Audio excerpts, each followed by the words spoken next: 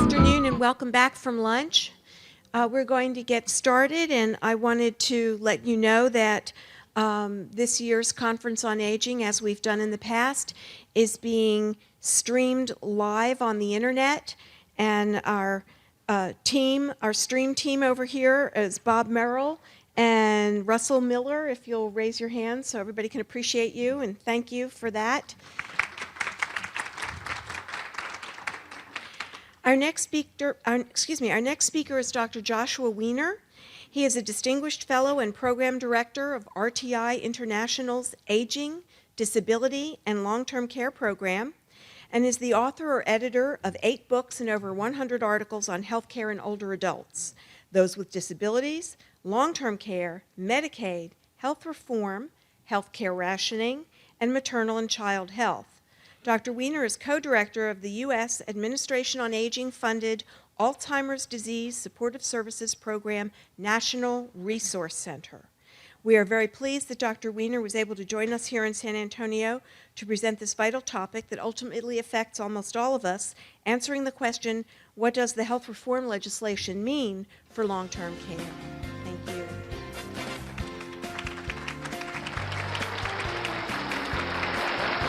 Thank you, Michelle. Can everybody hear me? Well, it's a pleasure to be here, and thank you so much for inviting me. San Antonio always has a special place in my heart because I attended my very first Gerontological Society of America meeting here back in 1984 or 1985. So it brings back memories. So I bring you greetings from Washington, D.C. As everybody knows, Washington is the home of the policy wonk, but not everybody is that way. I was in a bar the other day in D.C., and I was talking to someone who thought that Roe versus Wade was George Washington's choice about crossing the Delaware. So.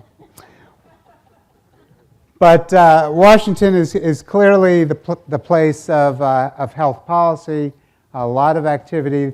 2010 has obviously been a benchmark year, a watershed year, after 100 years worth of proposals to substantially change the healthcare financing and delivery in the United States.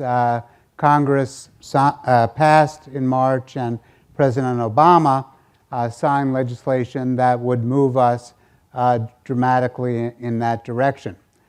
Usually when I give talks around the country, I end my talk about how the efforts to pass health reform have failed. So I now have to get a new joke to start my talks.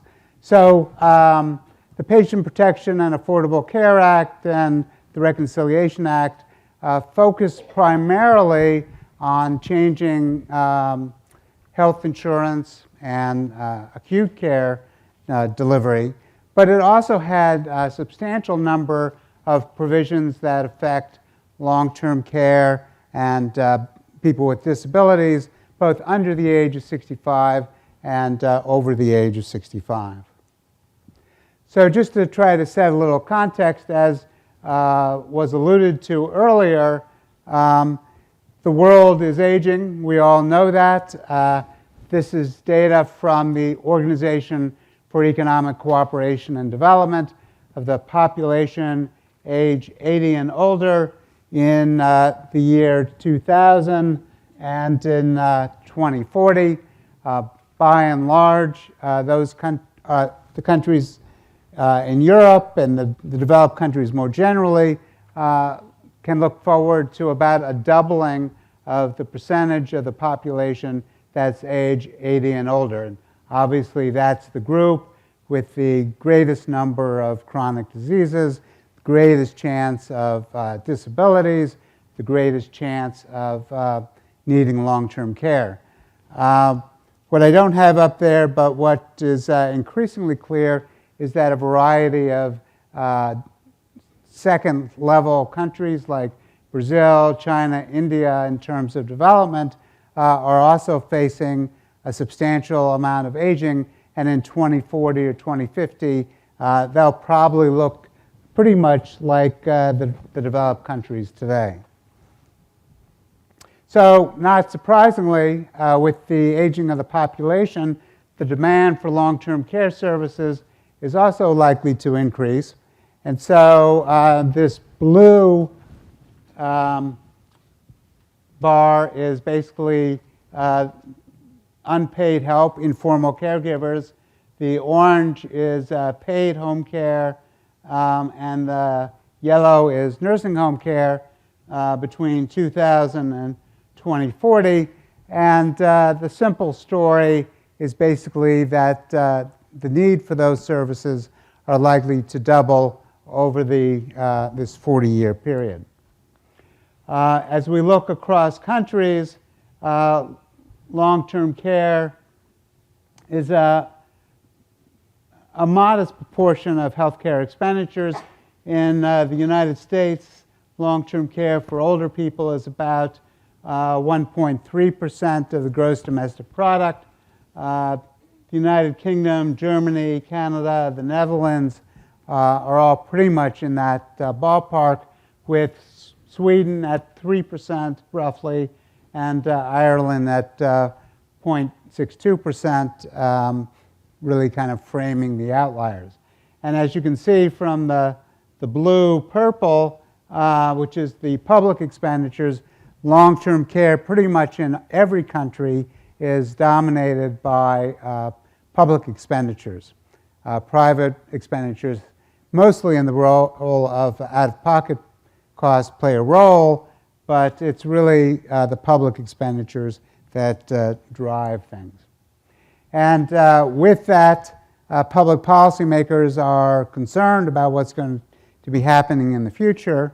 The black bar here is basically public long-term care expenditures as a percentage of the gross domestic product in 2005, and the blue bars are sort of the lower end range of the projections for 2050, and the green is the higher end estimates for the percentage of the economy going for public long-term care expenditures in 2050. So you look across this, Germany, Japan, United Kingdom, the US, we're all facing a doubling to a tripling of the proportion of the economy likely to go for public long-term care expenditures. So that kind of sets the context. We have an aging population. Demand for long-term care is going to be increasing.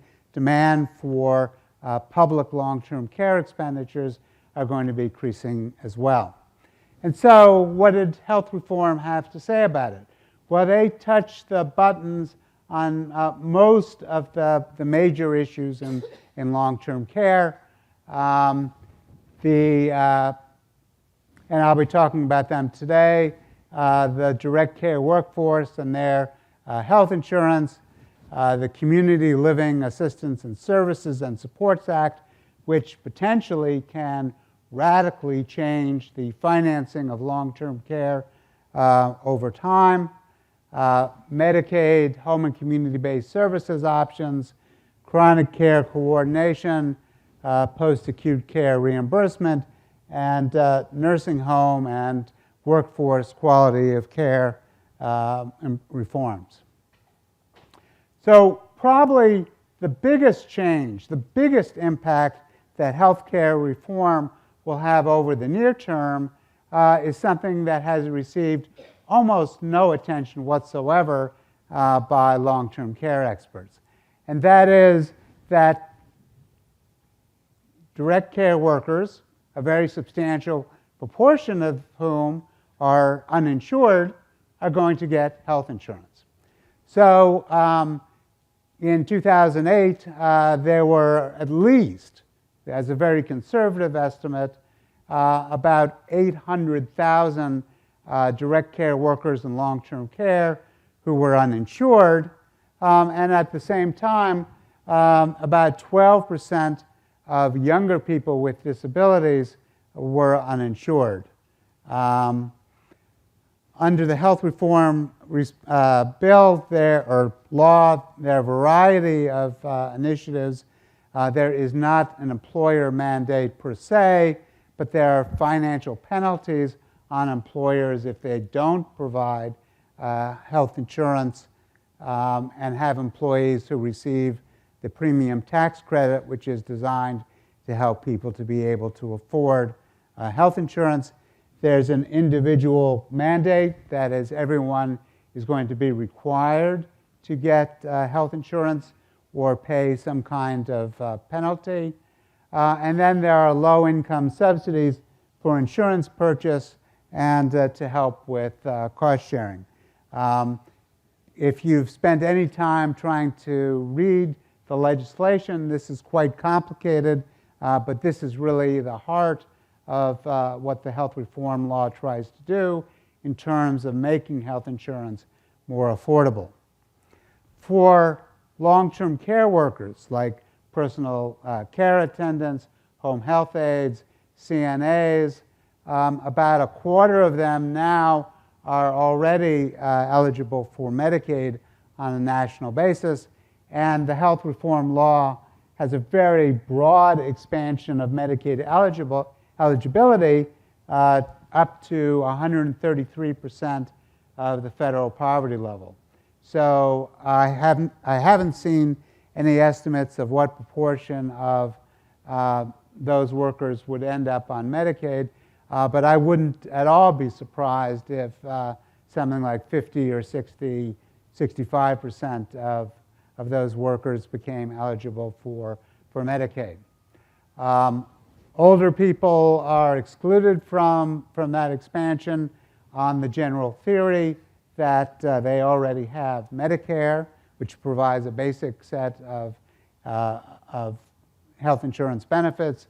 But it also means, again, beyond the direct care workers, that younger people who have disabilities but currently work and therefore, according to Medicaid, are not disabled, because if under the Medicaid rules, if you can work, then by definition you're not disabled, they'll be eligible as well. So workers not obtaining insurance through their employers or through Medicaid will be required to purchase insurance through these insurance exchanges, which will basically be a marketplace that will, in which health insurers will compete. Another aspect that will be very important for people with disabilities is that health insurers will no longer be able to do medical underwriting and prevent people who have pre-existing conditions from obtaining health insurance. So over the last 15 years, there has been a remarkable consensus on the delivery system side of long-term care reform. There has been a broad consensus that long-term care should move more in the direction of home and community-based services, and that consumers should have more control and be empowered in the choice of services, who provides the services, how they provide services, and so on. And so we've seen a large growth in terms of home and community-based services. By contrast, there's been very little consensus on changes in long-term care financing. And so, as with acute insurance, medical insurance, the debate in long-term care has been bogged down in the debate between public versus private insurance. Well, the Community Living Assistance Services and Supports Act, better known as the CLASS Act, is part of health reform, and it basically is a public insurance option for long-term care. It was promoted and developed by by deceased Senator Ted Kennedy, and was included in both the Senate and the House versions of the bill. And the driving force for that was the observation that after 15, 20, 25 years of long-term care insurance, only about 10% of the elderly population had any kind of private long-term care insurance, and that had a lot of restrictions and so on, and less than 1% of younger persons, people under the age of 65, had private long-term care insurance. So in designing the program, Kennedy's staff drew heavily on the German and Japanese public long-term care insurance programs. So it is very much a unique American design, but it has its predecessors in those two programs. So this is a voluntary program. People don't have to be in it if they don't want to. It is a public program, and it is publicly administered. Unlike virtually all private long-term care insurance, there is no medical underwriting in this. In order to receive benefits, people have to need at least 2 or 3, have problems with 2 or 3 activities of daily living, have substantial cognitive impairment, or have some equivalency. The benefit is a cash benefit, and what the legislation sort of describes it in a peculiar sort of way. What it says is that on average, the benefit can't be less than $50 a day, but the benefit level will vary with the level of disability. So, but that, exactly how that's going to work is left to the Secretary of the Department of Health and Human Services to figure out. It is a cash benefit. It's not services per se. You can certainly take your money and buy services, but the benefits are not personal care per se or adult day care per se. It's up for people to decide what they want and to purchase it. One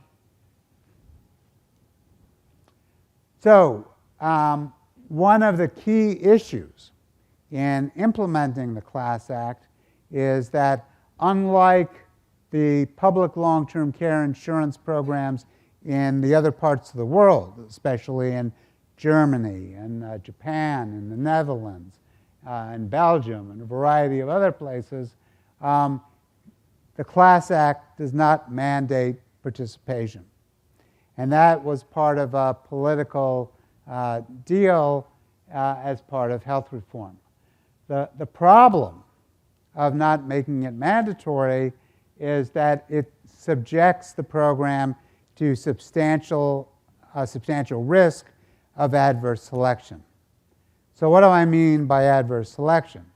What I mean is that people with disabilities who have an obvious interest in having this coverage and want the benefits and will use the benefits may disproportionately enroll, driving up the costs and premiums because there aren't enough non-disabled people to spread the costs over to drive the premiums down. The basic premise of insurance is that you have a small number of people who will use services, and within that, a very small percentage who will use a lot of services, and then you'll have a large population that won't be using services, or at least not very much. So when designing this program, the people who were putting it together recognized this as an issue, and so they put in a number of provisions to try to address this risk of adverse selection. And doing that's important because if you don't address it, then the premiums will be very high and people won't enroll, and that means that the premiums will have to be raised, which means that fewer people will enroll, and you have a kind of death spiral. So one thing they did was to say that with the exception of full-time students, and if you're a full-time student, this is a great deal. You can get it for $5 a month. But if you're not a full-time student, otherwise enrollment is limited to people who work. And only about 1/5 of people with any kind of serious disability work. So that means that 4/5 of them are currently out of the workforce. It also means that the retired population, the older population, at least initially, is also excluded if they're retired. The notion is that if you get people who enroll at 45 and they stay in, then eventually they'll age into being 65 or 75 or 85. Was there a question over there? The disability is having at least two, again, if you're talking about, no, okay. So if you're talking about being eligible for benefits, a disability is having a problem with 2 or 3 activities of daily living, or substantial cognitive impairment, or something equivalent. This is language lifted straight out of HIPAA back in 1996, which just established rules for tax-qualified private long-term care insurance policies. Well, I mean, probably 170 million people. I mean, people who are in the workforce. No. Those are the people who get the benefits. Just enrolling in the insurance, it's basically anybody who works. And so, again, trying to deal with this adverse selection. The second thing, so one thing they did was they said people who work basically are not disabled, although there are some, but most are not. And so they're not going to be using long-term care services in the near term.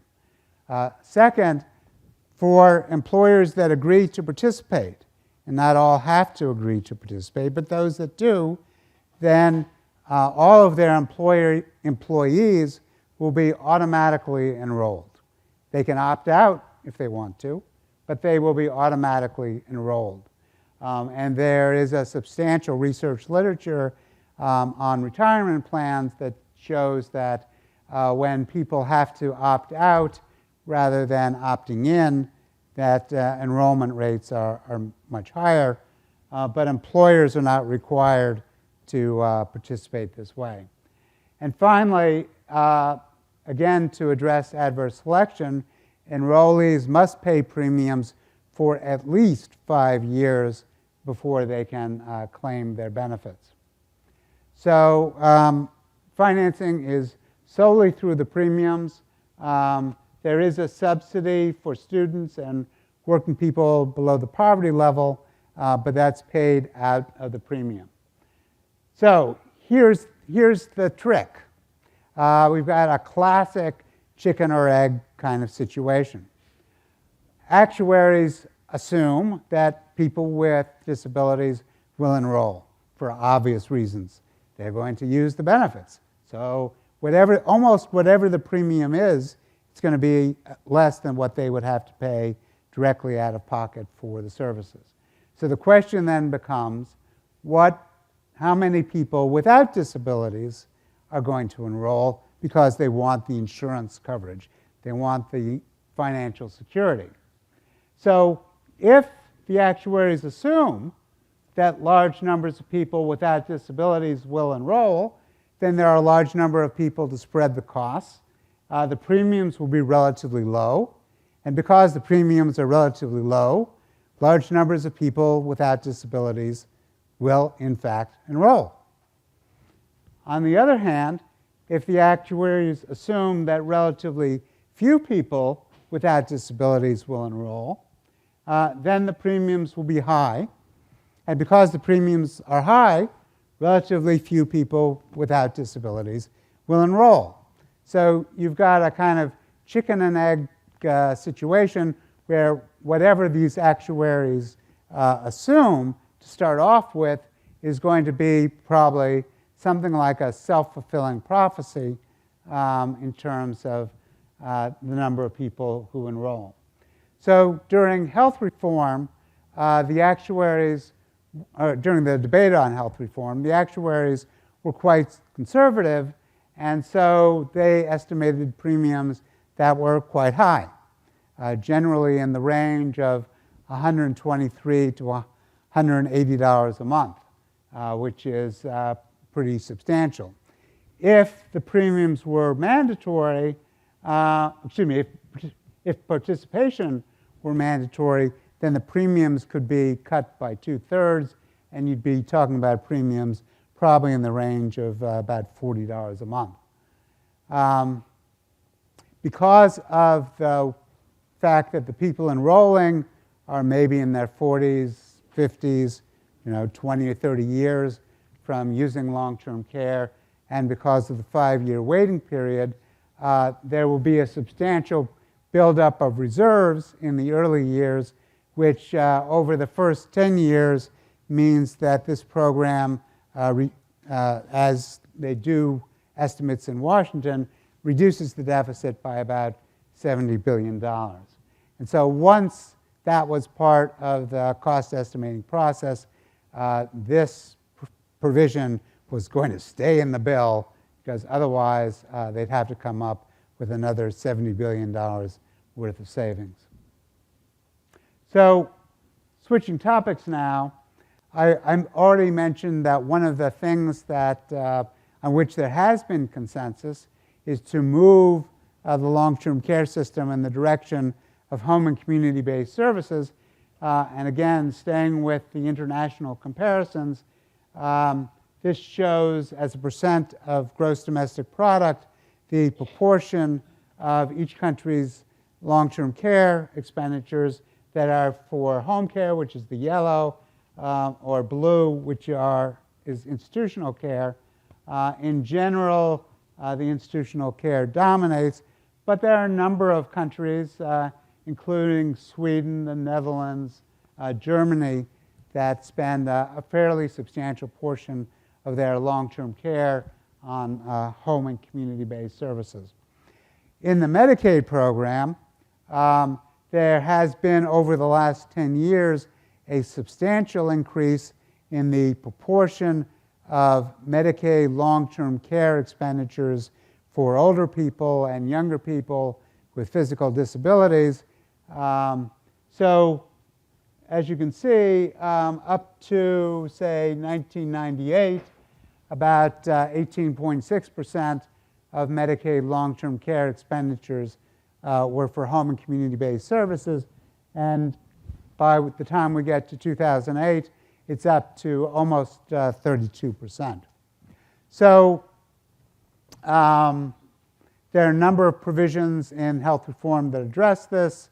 Some are relatively small, such as mandating spousal impoverishment protections for the community population, extending funding for Money Follows the Person demonstration, which basically tries to get people out of institutions and back into the community.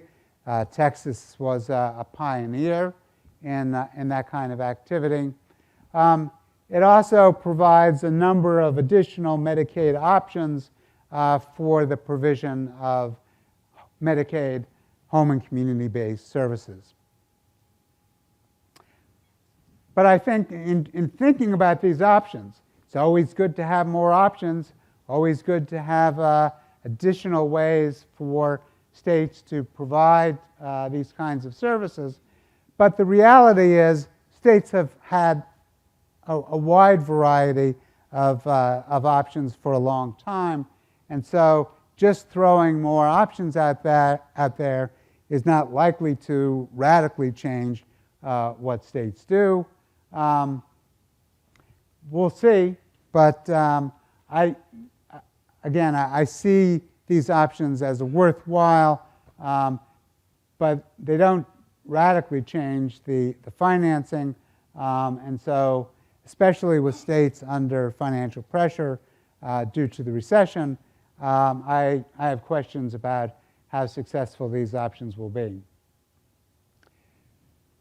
Post-acute care reimbursement. Well, one of the ways in which health care for the uninsured is going to be financed is through savings in the Medicare program.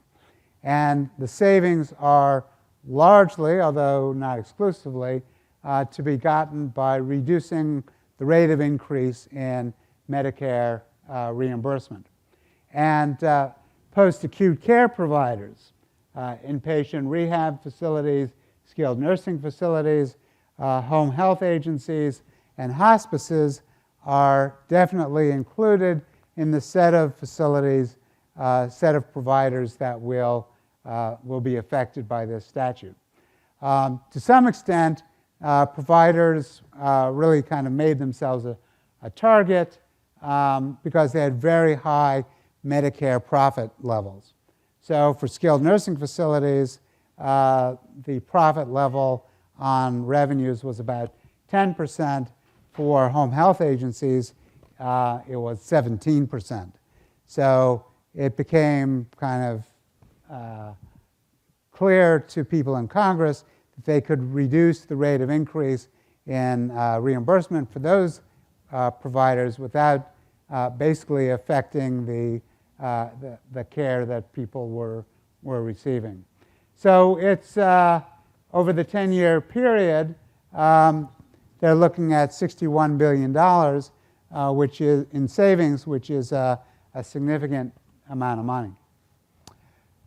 Looming over all of this is this independent Medicare Advisory Board, which is going to be developing recommendations to keep Medicare expenditures within certain targets. There are a variety of providers that are excluded for some period of time, but the notion is that eventually they'll all be subject to this board. There'll be recommendations, and then Congress and the President have the option of either accepting those recommendations or coming up with changes that will meet the same financial targets. Well, one of the things that has become very obvious during the health reform debate is that people with disabilities need both acute and long-term care services. And so what this shows is average Medicare spending per enrollee for the elderly population by functional limitation. So for the 86% of Medicare beneficiaries who don't have any problems with the activities of daily living, in 2005, their average expenditure was around $4,000. If you need help with one or more ADLs, your average expenditure was over 3 times as much, nearly $15,000. And if you needed help with 3 or more activities of daily living, then your average expenditure was almost $19,000. And so there is in health reform a variety of initiatives, mostly of a kind of demonstration and administrative nature, to try to better coordinate care, to provide a better set of services, to try to bring acute and long-term care services better together. And so there is this federal coordinated healthcare office that's being established within the Centers for Medicare and Medicaid Services, which is basically going to focus on people who are dually eligible for Medicare and Medicaid. There is the Center for Medicare and Medicaid Innovation, which is going to be charged with trying out a variety of new payment systems, and if they are found to be effective, we'll have the legal authority to implement them. There are demonstrations on medical home and independence at home that basically try to reinvent primary care for the population with multiple chronic illnesses and disabilities. There are new rules on special needs plans, a new pilot program on payment bundling. One of the things that got a lot of attention during the debate on health reform was a very high percentage of readmissions to the hospital by people with certain chronic illnesses. And so the notion is to bundle together, to bring together all the payments related to an episode of illness, give it to somebody, it's not clear who that is, probably the hospital, and say, you're now responsible for all of the care that takes place during this episode. Okay, so the last set of things that were in health reform have to do with workforce issues in long-term care, aside from where we started at the very beginning, which was providing health insurance for these set of workers. But there was also a set of things directed at training and demonstrations related to long-term care workers, and a variety of new requirements on nursing homes. But what I wanted to do here is just kind of set the context on the workforce, especially for people like certified nurse assistants, home health aides, personal care attendants, who provide the bulk of long-term care services. So what this graph represents is the number of persons aged 20 to 64, basically the working age population, to each person age 85 and older, basically a kind of proxy for the number of people who need long-term care services. And so back in 1998, it was almost 40 people aged 20 to 64 for every person aged 85 and older. Going down now to 2010, the number has fallen fairly substantially to about 31 people aged 20 to 64 for each person aged 85 and older. And as we go down to 2050, it's going to fall probably to about 11.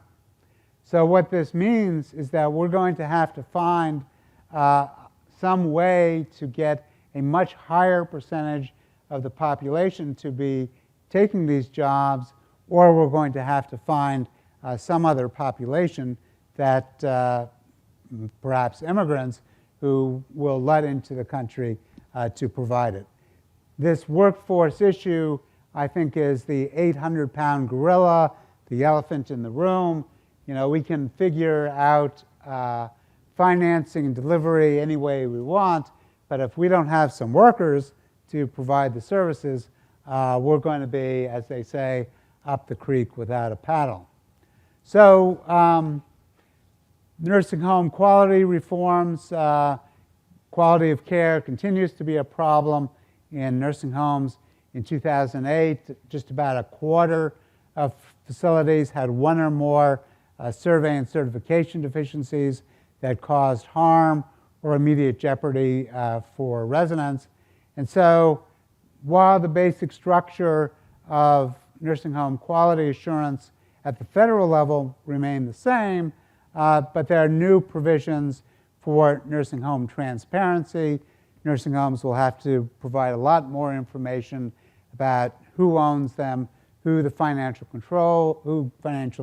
controls them, what their staffing levels are going to be.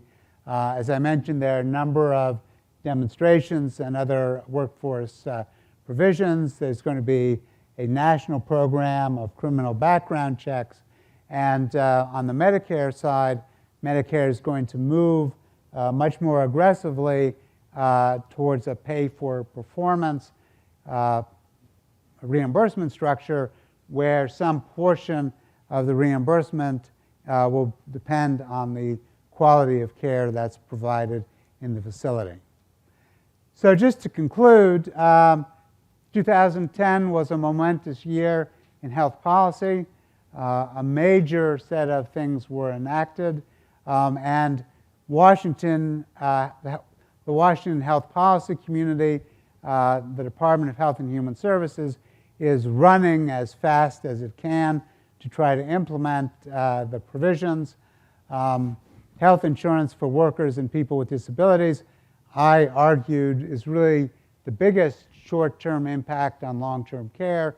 But over the long haul,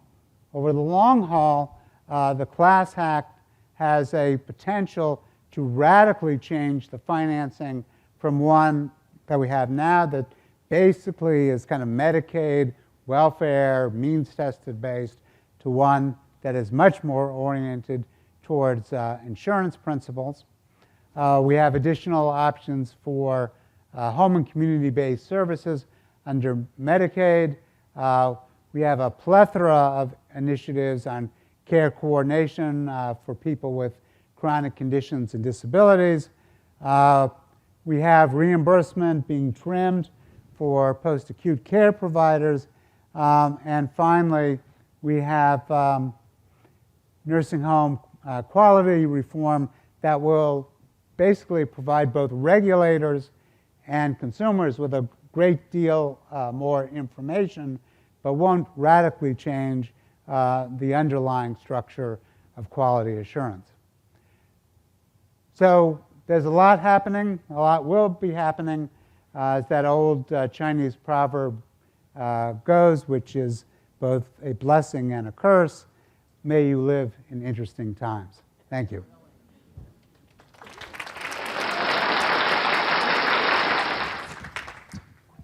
I had a question, and I wanted your comment on this. One of the things that actually made it into the healthcare reform legislation survived from Herb Kohl's original bill, and that is that the current, there will be 24 of the current geriatric education centers that are funded that will be eligible to apply for supplemental funding to train others to train the direct care workforce.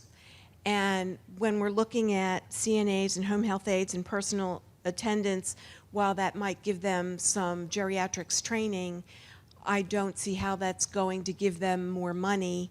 And when you talked about the fact that we're short on people, and as time goes by, we're going to end up with so many fewer people to serve those roles, how can we possibly do anything about it without paying these people a living, affordable wage, not just making them eligible for Medicaid health insurance? Well, I think that's an excellent point, because to some extent the traditional source of recruitment for these kinds of workers is drying up, and so there is a question where we're going to get these people. I think there certainly is not currently a lot of stomach for the kind of wage increases that you're suggesting. I think what needs to happen is we need to build at the very least, we need to build a research evidence base that links things like staffing levels and wages with outcomes that improve quality. I'd have to say that I'm just completing a study that does try to address those issues, and we didn't find that either of those variables were significant, although we looked pretty hard. Part of it on wages may be that there basically is very little variation in wages for this population. You know, they all basically get $10.50 an hour, and it doesn't vary very much. So that may, statistically, that may explain part of our issue. But I think what would drive policymakers to move in that direction, which could be very expensive, would be if we could build the business case that doing so would really address the quality of care problems that we've had for decades in nursing homes. And you know, we just don't have that research base now. Other questions? When we're working, we have primary insurance, and even if you become 65 and continue working, that primary insurance is still your primary. But as soon as you retire, that becomes your secondary, even though you're still paying top price for it. So why can't we have the option to decide which one you want as a primary and which one you want as a secondary? And I must add that Medicare is not very appealing to the private physicians because of all the changes and restraints. And here I am paying top dollar for my secondary insurance, and they're only paying $16 reimbursement to my doctor. And that's not right, and it's not fair. Well, that was not a topic that was part of my talk, but that provision, making the private insurance primary, was passed about 20 years ago as a way to try to reduce Medicare expenditures for people who are still working. If I understand this, if the employer opts in, Are you talking about the Class Act now? yeah, and if the employee opts in, then this basically is a payroll tax. Whatever. No, it's not a payroll tax, it's a premium. Well, it will come out, it'll be automatically deducted by the employer Yes, out but of it. I don't think you consider your health insurance payment that you make now to be a payroll tax. Well, it depends on your view and what you think about public systems versus Mm-hmm. private systems and how effective they are. So, and then in an effect, you're setting up another, with a lot of variation and options in it, you're setting up, and therefore some problems with predictability, actuarial predictability, 10, 20, 30 years down the road. You're setting up another pay-as-you-go system, right? No, it's not a pay-as-you-go system because the premiums will be set to be basically level. So as with private long-term care insurance, the premiums will be, you will be overpaying relative to your actuarial risk at the beginning so that when you're older, you'll be underpaying relative to your actuarial risk. But it's still, you showed the curve up there where you went from 39 something down to 11 people, you know, based on your projections from Sweden and other places. Well, but that one had nothing to do with Class Act. That was a ratio of workers. But still, this program, the way it's set up, and so you have the thing front loaded, then what you have in the long run still is it's dependent on population growth of the people that are paying into it. And what if you don't have that population growth? It's not based on the population growth. It is based on the population that elects to participate, because each cohort will be more or less self-financing. So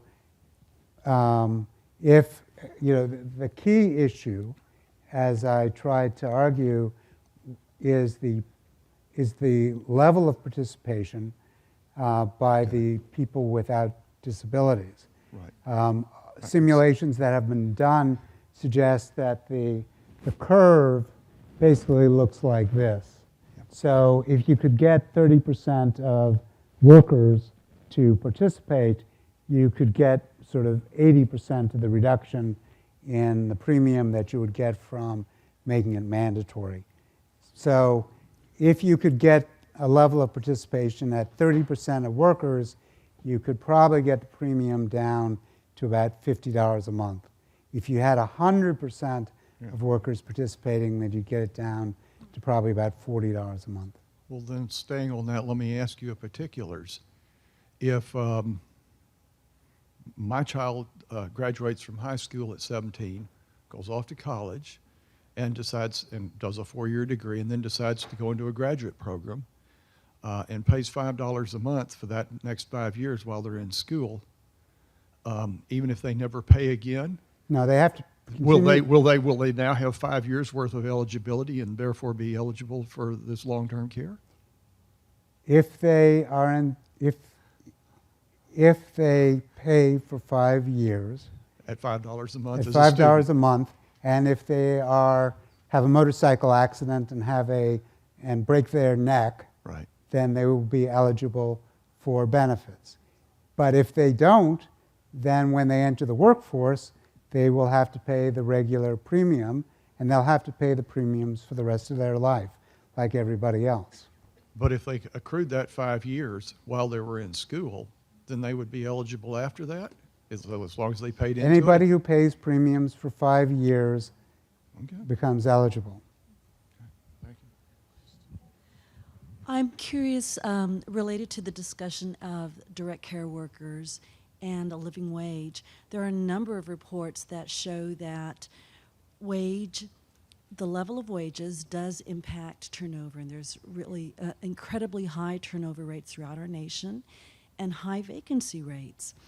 And it seems to me that that impacts quality. When you have people going without services temporarily or otherwise, you have people being served by new workers who are less skilled, less trained, people being filled in by family members, et cetera, who may have, or other temporary people who may have other things going on, that does impact quality strongly. And so I'm curious about your definition of quality in the Well, study that you conducted. So I think it is absolutely correct that there is a large and substantial research literature that looks at workforce factors affecting turnover. And I've done some of those studies myself, actually. But turnover in and of itself is not a measure of quality. It's an intermediate measure. The notion which you articulated, and which I in general would agree with, is that you would then expect facilities that had lower levels of turnover to have higher levels of quality. But it's not a measure of quality by itself. And so where we're lacking in the research literature is something that takes the actual outcome measures of quality and relates those to the workforce variables. So It's lacking, but it does make logical sense that Yes, less skilled yes, I workers mean, coming in will provide less quality. it's a very reasonable hypothesis, and one that I wish my study had shown.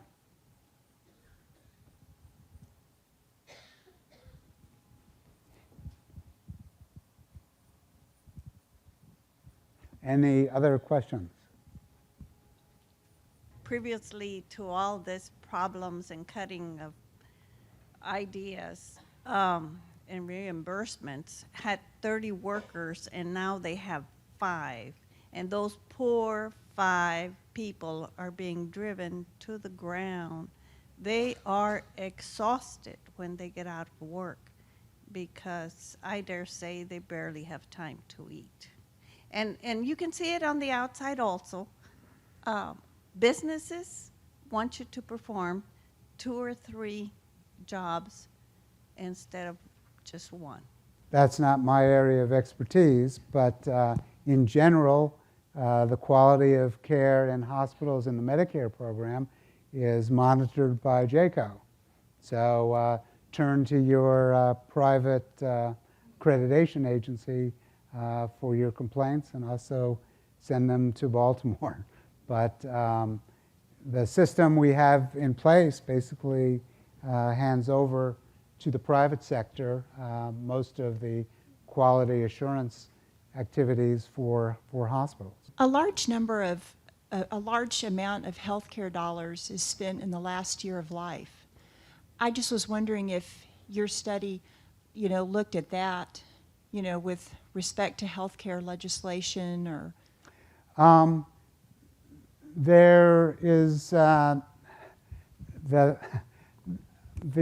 red herring of death panels basically dissuaded people from trying to do much to improve end-of-life care through health reform. There had been provisions to have Medicare agree to pay for physicians to counsel and to discuss end-of-life care with patients, but as I say, the talk of death panels basically removed that kind of provision from the health reform law. What does remain is a couple of provisions related to hospice. As I think probably most of you know, in order to get the Medicare and Medicaid hospice benefit, you basically have to agree to forego active curative care for your terminal condition. And that is a major barrier for people to participate in Medicare because they don't want to give up the option of doing something. And so there is a Medicare demonstration that would allow people to get Medicare hospice benefits without having to give up their regular Medicare benefits. And the hypothesis is that even though that there'll be greater participation in hospice, but that people actually won't end up using a lot of that regular Medicare service, and so it'll all kind of wash out from a financial perspective. On the Medicaid side, states will be able to do this at their option, but since there isn't any cost sharing in Medicare hospice to speak of, Medicaid hospice is mostly for younger people with disabilities rather than the older population, and is a fairly small part of the overall hospice environment. For non-terminal illness, you still have access to regular Medicare services, but if you're dying because of cancer, you can't use your regular Medicare to get cancer treatment for that. Still, that's an expensive option if people will be referred. So many times they're not referred. Well, that's right. So, right. There has been a huge increase in use of hospice over the last 10 years, and now almost 40% of people who die with Medicare coverage spend at least some time in hospice, but it's typically a very, very, very short period of time. So one of the things that they hope with this demonstration is also that the length of time that people will spend in hospice will increase so that they'll be able to get more of the benefits. If you're enrolling in hospice 4 days before you die, it's not going to help too much. Okay, thank you very much.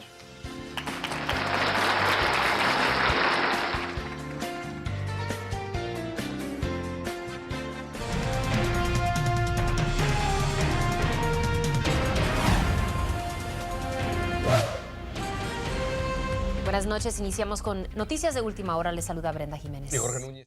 Pues ¿estará usted de acuerdo que nuestra cultura nos enseña a respetar a las personas de la tercera edad? Pero no siempre es fácil cuidarlos durante la etapa de la vejez. Por esa razón, líderes en el campo médico se reunieron bajo el mismo techo el día de hoy y Anabel Monge nos explica más. Así es, Jorge Brenda. Según los expertos, el cuidado para las personas de la tercera edad puede convertirse aún más difícil si ellos viven con algún problema físico o quizá alguna enfermedad. Para la mayoría de las culturas, los abuelos son preciados miembros de la familia, pero a la vez todos sabemos que el envejecer no siempre es fácil. Esta etapa puede llegar a ser más frustrante cuando la persona de la tercera edad vive con problemas físicos o demencia.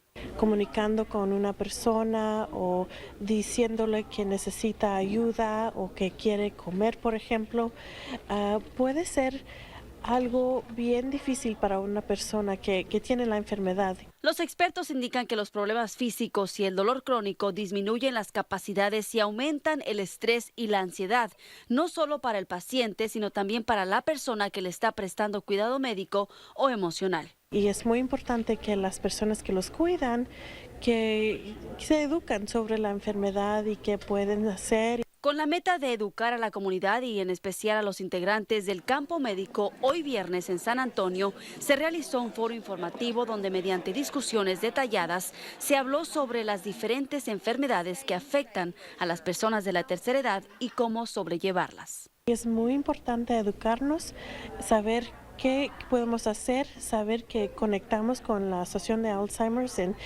conectarnos con tipos, con grupos de apoyo. Y bueno, aunque este foro informativo se realizó aquí en el centro de la ciudad de San Antonio, la sesión contó con la presencia de varios expertos de a través de toda la nación. Anabel Monge, Noticias 41.